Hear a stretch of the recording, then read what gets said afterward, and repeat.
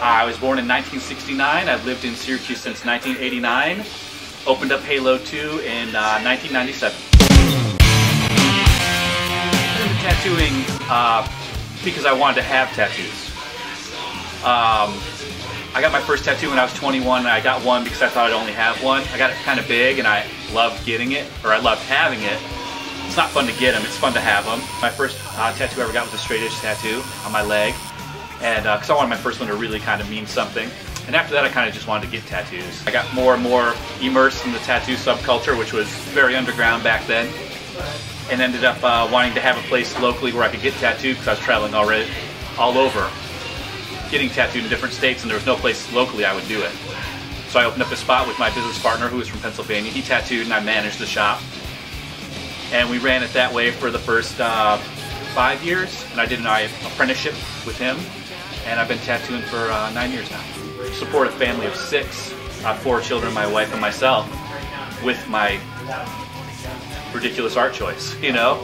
Like a lot of other people do, you know, you pay a lot of money to go to school and you might finish and be a waiter or waitress, you know? And I did 2.5 years of school and didn't finish, and toured the world a bunch of times and draw stuff on people. It's not easy to get trained here. The last guy we taught, he worked the counter for free for 2 years and worked a second job. And I still told him he wasn't going to tattoo. We ended up letting him tattoo because that's a level of commitment that you don't really find somewhere that someone's working for you for free for that long. If you're not a people person, you can't really be a tattooer because all you deal with is people all day. Crazy people, normal people, normal crazy people. What Halo was based upon was like customer service and dealing with people. I just want people to, when I was searching for a tattoo shop to get tattooed in, I couldn't find what I wanted because no one really cared. People were just trying to get you in, get you out, whatever.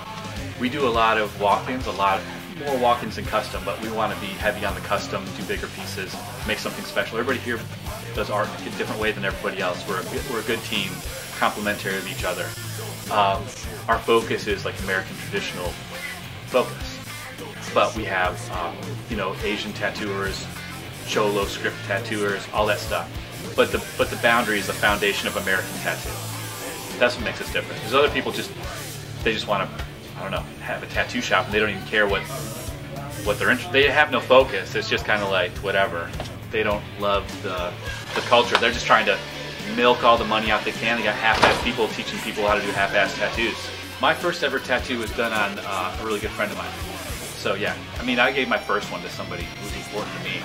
So yeah, I did a little fetus on him, a little baby, because I was starting a new career, a new endeavor. I don't normally do crazy tattoos because I just kind of like shy away from those kind of people. Like when people come in and they got this wild, like I got this, I'm just kind of like, I'm not the person for that. I don't like doing ignorant crazy stuff. I like doing thoughtful crazy stuff. Like stuff that's like kind of like takes a little bit more to dig into what it means, but it has a meaning, and the meaning isn't something just dirty or negative. Like ribs behind your elbows. You know, I do everything but the crazy parts. I stay with the crazy. I mean, I tattoo a lot of butts. That's not really crazy though.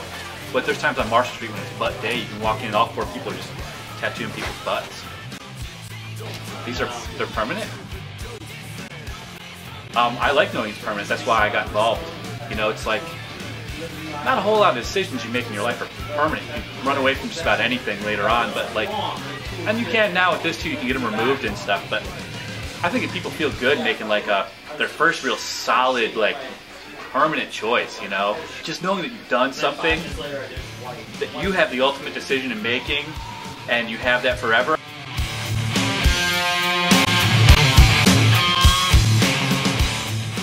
The tattoo business has changed really significantly since the late 80s when I got interested.